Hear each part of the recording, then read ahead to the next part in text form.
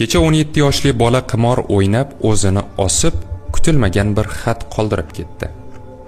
1-may kuni mahallamizda yashovchi Javlon ismli yigit o'zini osib qo'ydi. 2008-yilda tug'ilgan bu bolaning qoldirgan xati hammani shokka solib qo'ydi.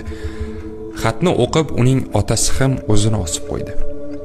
Bolaning onasi xatni ochib o'qiganida unda shunday so'zlar yozilgan ekan. Ona, kechiring. Sizni azobga soldim. Dada, kechiring. Siz istagandek o'g'il bo'la olmadim. Dada, nega meni o'zimning hayotimda yashashga qo'ymadingiz?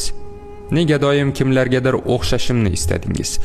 Siz doim pul haqida o'ylaysiz. Meni yaxshi ko'rmaysiz. Men pul topish uchun qimor o'ynadim.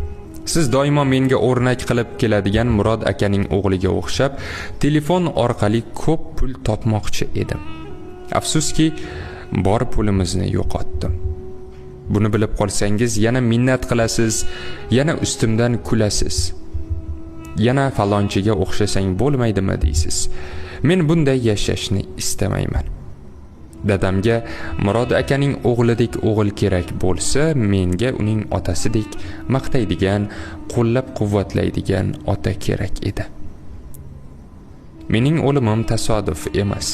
Bu sizning nega qo'shnining o'g'lidek bo'lmaysan degan gaplaringiz oqibati. Xayr. Onasi yolg'iz o'g'lidan qolgan bu xatni ochib o'qiganda yig'idan suv bo'lib ketdi. Otasi oqarib ketdi. Qo'llari titrab, ovoz chiqara olmadi. U xonadan chiqib ketdi. Hamma uning ortidan qo'rqib chiqib qarasa, u mahalla chetidagi daraxtga o'zini osib qo'ygan edi. Qo'lida esa kichik qog'oz. Javlon, kechir meni o'g'lim. Sen haq eding. Hadislarda keladiki, Alloh sizlarga farzandlaringiz orasida adolatli bo'lishingizni buyuradi. Bu hadislardan shunday xulosa chiqara olamizki, farzandni birovning bolasiga taqqoslab, ularni bir-biridan afzal yoki kam deb hisoblash yomon. Chunki har bir farzandning o'z xususiyatlari, istaklari, ehtiyojlari bor. Ota-ona ularga birdek muhabbat va ehtirom ko'rsatishi kerak.